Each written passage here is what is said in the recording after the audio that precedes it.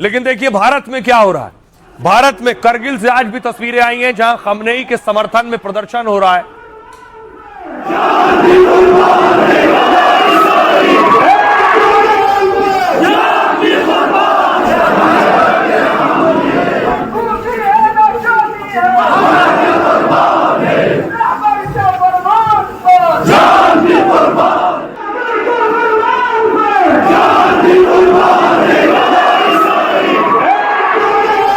ये भारत की तस्वीरें आप देख रहे हैं। भारत में प्रदर्शन हो रहा है, खमनेई के हक में प्रदर्शन हो रहा है, लेकिन खमनेई के खिलाफ और रजा पहलवी के समर्थन में भी भारत में हो रहा प्रदर्शन। ये दिल्ली की सड़कों की तस्वीरें आप देख रहे हैं। दिल्ली में लोग सड़कों पर उतरे रजा पहलवी के हक में।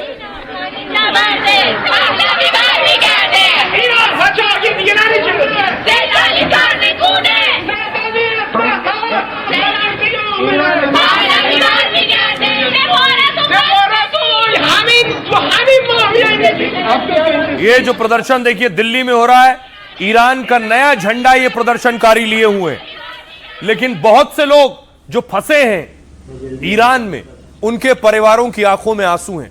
उन्हें इंतजार है कि उनके घर का लाल, उनका बेटा कब ईरान से और कैसे वापस आएगा।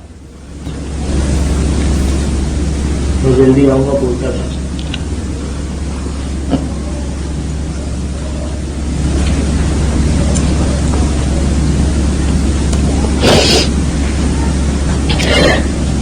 हिम्मत रखिए, परेशान मत होइए, हम लोग आप ही के लिए आए, परेशान मत होइए। क्या कहता था प्रधानमंत्री नरेंद्र मोदी और सरकार से अपील है कि इनका बेटा वापस आए।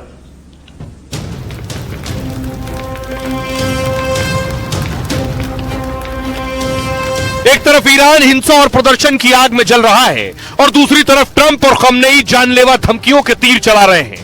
और इन सब के बीच ईरान में फंस गए हैं वो हजारों भारतीय जिनका इस हिंसा और बवाल से कोई लेना देना नहीं।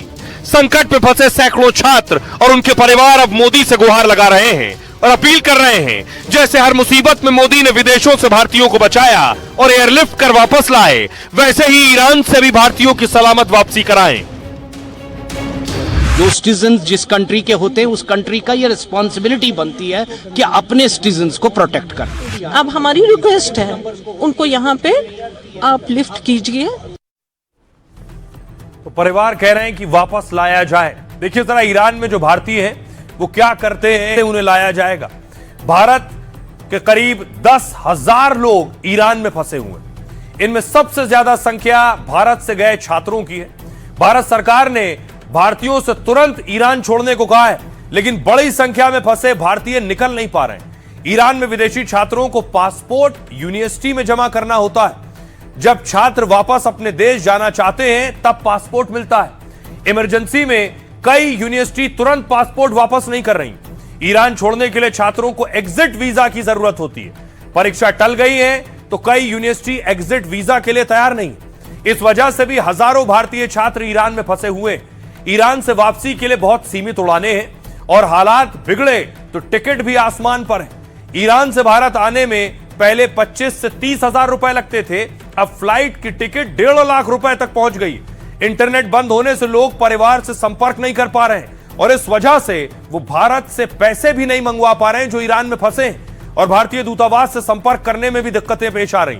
कर्फ्यू और नाकेबंदी की वजह से वो बाहर नहीं निकल पा रहे हैं। हालात ये हैं, अब भारत में सियासतदान भी अपील कर रहे हैं कि उन लोगों को वापस लाया जाए। सबसे परेशानी की बात यह है कि इंटरनेट बंद है वहां पर, और इंटरनेट बंद होने की वजह से पेरेंट्स बहुत परेशान है। उनको कोई कांटेक्ट नहीं हो रहा अपने उनके लड़के लड़कियों से। और दूसरा क्या है कि टिकट भी नहीं खरीद सकते वो लोग। और तीसरी अहम बात यह है कि इनके पास इतना पैसा भी नहीं है कि टिकट खरीद कर फ्लाइट से वहां से निकले। एक्सटर्नल अफेयर्स मिनिस्टर जनाब जयशंकर साहब, फॉरेन सेक्रेटरी फौरन कुछ प्लान बनाकर वहां से भारत के इन नौजवान लड़के लड़कियों को इवैक्यूएट करें। देखिए, ईरान के हालात पर भारत सरकार पूरी तरह नजर रखे हुए है। एडवाइजरी जारी की गई है और ये कहा गया है कि वहां जो भी लोग भारतीय हैं वो यहाँ वापस आ जाएं और जो मदद भारत सरकार से हो सकती है वो की जा रही है। वहां के हालात पर पूरी नजर है। वाकई ईरान में क्या होने वाला है कल कोई नहीं जानता। एक तस्वीर सामने आई, मैं आपको दिखाऊं ईरान में हो क्या रहा है। यह तस्वीर आप देख रहे हैं, बताया जा रहा है इराक से, क्योंकि ईरान और इराक की सीमा लगी है, वहां से बहुत से कुर्दिश लड़ाके ईरान में दाखिल हो रहे हैं और वो अंदर जाकर आगजनी कर रहे हैं।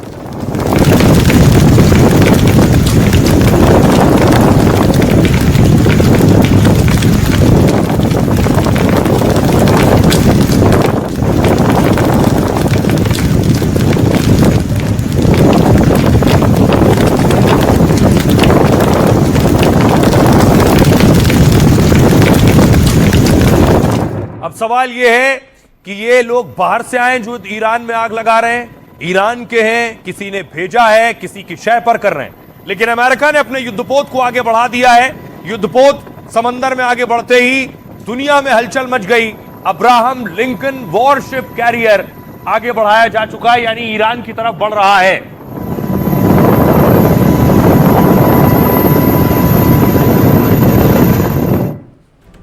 अब देखिए जरा, अमेरिकी युद्धपोत वेनेजुएला पर हमले से पहले ट्रंप ने जैसे उसकी घेराबंदी की थी इस युद्धपोत के जरिए, वैसे ही घेराबंदी अमेरिका अब ईरान की करने में जुटा है। ईरान के पास आसमान से समंदर तक सैन्य मौजूदगी बढ़ा रहा है। वो अपने सबसे बड़े युद्धपोत यूएसएस लिंकन को ईरान की ओर भेज दिया। 60,000 करोड़ रुपए का यह वॉरशिप है। इस वॉरशिप कैरियर में 37 साल से यह अमेरिका की ताकत बना हुआ है। इसमें खतरनाक मिसाइल और हथियारों से लैस युद्धपोत यह समंदर में ट्रंप का सबसे ज्यादा भरोसेमंद साथी है। इसमें 6 से 7 हजार सैनिक, 65 से 70 फाइटर जेट तैनात हो सकते हैं। इसमें कई छोटे युद्धपोत और दर्जनों हेलीकॉप्टर भी रहते हैं। इस युद्धपोत में परमाणु हमले में सक्षम कई पनडुब्बियां भी होती हैं। जहां सबसे ज्यादा खतरा और चुनौती होती है, अमेरिका वहां इसे तैनात करता है और इसका इस्तेमाल अभी वो चीन पर नजर रखने के लिए कर रहा था और ये एयरक्राफ्ट कैरियर दक्षिण चीन सागर में तैनात किया गया था। लेकिन अब मिडिल ईस्ट की ओर भेजने के फैसले से संदेश साफ है कि अमेरिका ईरान को घेरकर बड़ी सैन्य कार्रवाई की प्लानिंग भी कर रहा है। क्या मादुरो की तरह ट्रंप की नजर अब खामनेई पर भी है, इसलिए पहले मिडिल ईस्ट में 40,000 सैनिक और 6,000 जहाज उतारे और अब अपने सबसे भरोसेमंद युद्धपोत को भी ऑपरेशन के लिए भेज दिया है। सुनिए जरा क्या कुछ कह रहे हैं इस पर एक्सपर्ट। डोनाल्ड ट्रंप ने बोला भी है कि अगर आप प्रोटेस्टर्स के ऊपर गोली चलाओगे और उनके साथ में गलत व्यवहार करोगे तो हम अमेरिका इंटरवीन करने की तैयारी रखता है या इच्छा रखता है। बट ये सब चीजें बोलने के लिए हैं, जैसे वो रोल आउट होगा क्या होता है आगे ये समय।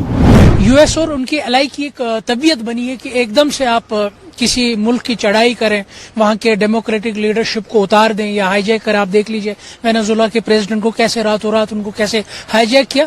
वो शायद कहीं ना कहीं कोशिश कर रहे हैं कि वैसा कोई मॉडल हम इधर ईरान में अप्लाई कर सकें, जो एक टक्कर इमाम खामनेई ने वेस्टर्न को दी है, जो उन्होंने एक स्पाइन दिखाई इमाम खामनेई ने कि हमें world order, rule based world order चाहिए, हमें बुली बेस्ड वर्ल्ड ऑर्डर नहीं चाहिए। और उन्हें एक डेमोन्स्ट्रेट किया कि वेस्ट अब सेंटर ऑफ पॉलिटी नहीं है।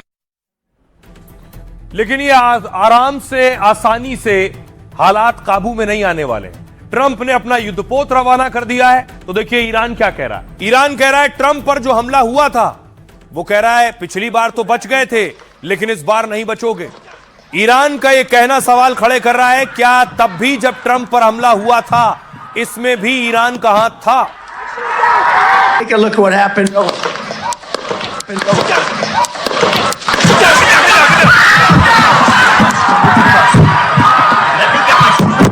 क्या ईरान ने ही यह हमला ट्रंप पर करवाया था? क्योंकि ईरानी मीडिया पर यह तस्वीर चल रही है और दावा किया जा रहा है कि यह कहा गया कि ट्रंप इस पोस्ट में कि पिछली बार बच गए थे, इस बार नहीं बच पाओगे। तो क्या ईरान ऐसा भी कर सकता है? बड़ा सवाल यह है, क्योंकि ट्रंप बड़े बड़े युद्धपोत भेज रहे हैं और ईरान अमेरिका में निपटाने की तैयारी कर रहा है। अमेरिका ने ईरान की घेराबंदी और उस पर तनाव बढ़ा दिया है, तो ईरान ने अब ट्रंप को जान से मारने की धमकी दी है।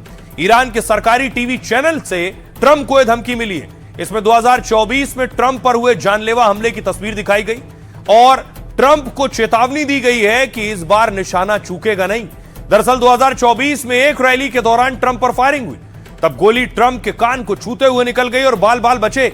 ईरान ट्रंप को धमकी देने के लिए इन्हीं तस्वीरों का इस्तेमाल कर रहा है। दरअसल ईरान इस समय मुल्क में सबसे बड़े विद्रोह का सामना कर रहा है। मानवाधिकार संगठन ईरान में अब तक 2500 के मारे जाने का दावा कर रहे हैं। ईरान के अधिकारी प्रदर्शन और बवाल के लिए अमेरिका को जिम्मेदार बता रहे हैं और सैन्य कार्रवाई करने पर अमेरिका को अंजाम भुगतने की चेतावनी भी दे रहे हैं। इसके जवाब में ट्रंप ने चेतावनी के साथ ईरान की घेराबंदी का ऑर्डर दिया है, जिसके बाद पहली बार ईरान ने सीधे ट्रंप की जान लेने की धमकी दी है। जानकार मानते हैं कि एक तरीका से अमेरिका को ईरान का चैलेंज है। अगर अमेरिका ईरान पर हमला करता है तो वो भी खामोश नहीं बैठेगा। हमास, हिजबुल्लाह, हूती के आतंकियों को ईरान मदद करता रहा है, और तो क्या उन्हीं आतंकियों को ट्रंप पर हमले का टारगेट भी दिया जा सकता है। सुनिए जरा जो कुछ ईरान और अमेरिका के बीच हो रहा है, इस पर धर्मगुरु क्या कह रहे हैं, क्योंकि बहुत से शिया सुन्नी यहां रहते हैं। करगिल में भी बहुत से लोग हैं जिनके लोग ईरान में रहते हैं, वहां भी बड़े प्रोटेस्ट हुए। सुनिए जरा। अमेरिका पूरी दादागिरी पे उतरा हुआ है और खास तौर पर इस्राइल मुस्लिम दुनिया पर को अपने कंट्रोल में लेना चाहता है। जुल्म और ज्यादती के जरिए, दबाव के जरिए, अत्याचार के जरिए, नस्लकुशी के जरिए। जमहूरी तौर पर एहतजाज करना आवाम का हक बनता है और आवाम का हक है कि वो अपने मुतालबात के लिए एहतजाज करें, सड़कों पर आएँ। ये हर मुल्क में है, एहतजाज करना हक रखता है, लेकिन इस एहतजाज को दहशतगर्दी रविश में ले जाना ये हमारी अक्ल कबूल नहीं करती है।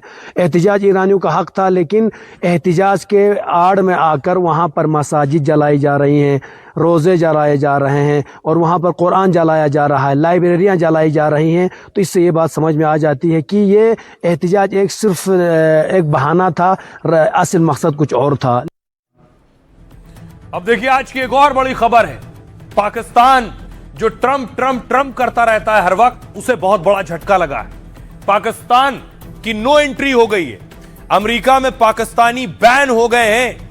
यह शहबाज शरीफ के लिए बड़ा झटका है कि ट्रंप के आगे दस्तरखान बिछाते रहे, कालीन बिछाते रहे, और ट्रंप ने ही झटका दे दिया है।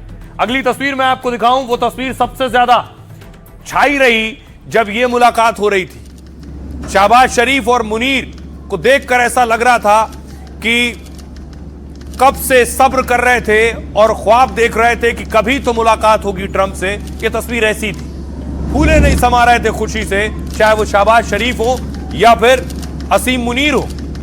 और ट्रंप तो असीम मुनीर को अपना फेवरेट जनरल तक कह रहे थे, अब जनरल को ही झटका दे दिया है।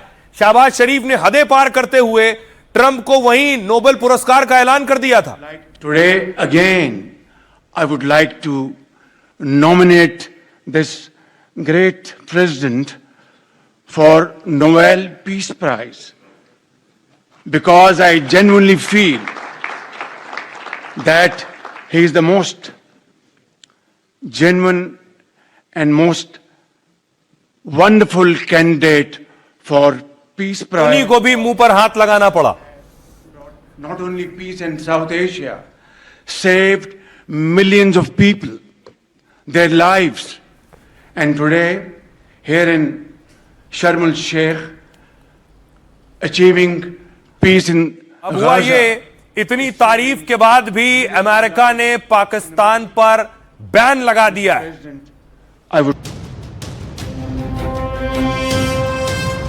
पाकिस्तान अमेरिका की खूब चापलूसी में लगा था। शहबाज और मुनीर ट्रंप की तारीफ में कसीदे पढ़ रहे थे, नोबेल दिलाने के लिए अड़ी चोटी का जोर लगा रहे थे और दावा करते रहे कि वो अमेरिका के सबसे खास यार हैं। Today again I would like to nominate this great president for Nobel Peace Prize. लेकिन ट्रंप ने ऐसा झटका दिया कि पाकिस्तान की सारी हवाबाजी हवा हो गई। ट्रंप ने पाकिस्तानियों के वीजा पर रोक लगा दी और साफ कह दिया कि पाकिस्तानी अमेरिका पर बोझ की तरह हैं। वो अब अमेरिका में बसने की भी सोच नहीं सकते। अब ये देखिए जरा तस्वीर, ट्रंप ने नो एंट्री कर दी है। शहबाज और मुनीर, इनकी नहीं, इनके साथ पीछे जो लोग आ रहे हैं सबकी नो एंट्री है। अब पाकिस्तान ने कैसे नो एंट्री पाकिस्तान पर अमेरिका ने की है? जो पाकिस्तान लगातार अमेरिका और ट्रंप की चापलूसी कर रहे थे, उसे ट्रंप ने बड़ा झटका दिया और पाकिस्तानियों का वीजा रोक दिया। मतलब ट्रंप ने पाकिस्तानियों के अमेरिका में बसने पर रोक लगा दी। वैसे अमेरिका ने भारत के 6 पड़ोसी समेत 75 देशों पर बैन लगाया है, लेकिन अमेरिका की सबसे बड़ी मार पाकिस्तान पर पड़ी है, क्योंकि शाहबाज मुनीर ट्रंप का गुणगान कर अमेरिका को दोस्त मानने लगे थे। उन्हें लग रहा था कि टैरिफ को लेकर अमेरिका का चीन भारत से तनाव बढ़ा है और इसका फायदा उठाकर दक्षिण एशिया में अमेरिका का सबसे करीबी बन जाया जाए। लेकिन अमेरिका ने भारत और चीन पर बैन नहीं लगाया, पाकिस्तान पर बैन लगा दिया। पाकिस्तान अमेरिका के कदम से हैरान है और उसे अभूतपूर्व फैसला कह रहा है, लेकिन इतने बड़े झटके के बाद भी पाकिस्तान झूठे दावे से बाज नहीं आ रहा। पाक विदेश मंत्रालय कह रहा है हम अमेरिकी अधिकारियों के संपर्क में हैं, जबकि ट्रंप प्रशासन का कहना यह है कि वो उन विदेशियों की संख्या कम करना चाहते हैं जो अमेरिका के लिए बोझ बन रहे हैं, उनकी योजनाओं का फायदा उठा रहे हैं। यानी पाकिस्तानी अमेरिका के लिए बोझ बन रहे हैं। अमेरिका पाकिस्तानियों को बोझ मानने लगा है। ट्रंप के फैसले से 75 देशों का इमिग्रेंट वीजा यानी ग्रीन कार्ड रोक दिया गया। यह वीजा उन लोगों को जारी होता है जो कोशिश करते हैं अमेरिका में बसने की, लेकिन पाकिस्तानियों की अमेरिका में एंट्री और बसना अब बंद हो जाएगा। लेकिन बैन सिर्फ पाकिस्तान पर नहीं लगा, दुनिया के 75 देशों पर लगा है। भारत के ही लगभग सभी पड़ोसियों पर अमेरिका ने बैन लगाया है, लेकिन भारत पर नहीं। ये देख रहे हैं आप, ये भारत के आसपास जो देश हैं, पाकिस्तान बैन, उसके बगल में पड़ोस में अफगानिस्तान की नो एंट्री। इधर आइए, भारत का एक और पड़ोसी नेपाल, उस पर भी बैन लगा दिया है। नेपाल के अलावा बांग्लादेश पर भी बैन लगा दिया है, यहां भी नो एंट्री। भूटान के लोगों की भी नो एंट्री है और म्यांमार के लोगों की भी नो एंट्री है। ये आप देख रहे हैं, आसपास भारत के लगभग 5 से 6 पड़ोसी, सब पर बैन लग गया है। लेकिन पाकिस्तानियों को दुनिया का हर देश भगा रहा है, हर देश खदेड़ रहा है। ऐसा क्यों? सिर्फ अमेरिका नहीं, देखिए लंबी चौड़ी फहरिस्त है। सऊदी अरब, जिस सऊदी अरब से पाकिस्तान बड़ी बड़ी डील कर रहा है, वो भिखारियों को लेकर पाकिस्तान से परेशान रहा है। पिछले साल 56,000 पाक भिखारियों को निकाला है सऊदी ने। भिखारियों को लेकर पाक को कड़ी चेतावनी दी है। यूएई देखिए, ज्यादातर पाक नागरिकों के वीजा पर बैन लगा दिया। बिजनेस या घूमने की आड़ में पाक नागरिक जाते हैं और फिर इनमें से काफी वहीं भीख मांगने लग जाते हैं। दुबई ने 6,000 पाक भिखारियों को निकाल दिया है। अजरबैजान पाकिस्तान से हथियारों समेत कई बड़े सौदे करता है, लेकिन पाक के भिखारियों से अजरबैजान भी परेशान है।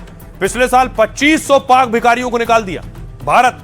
भारत के दुश्मन आतंकियों को पालते पोसते हैं। हाफिज मसूद जैसे आतंकियों को पनाह देता है पाकिस्तान।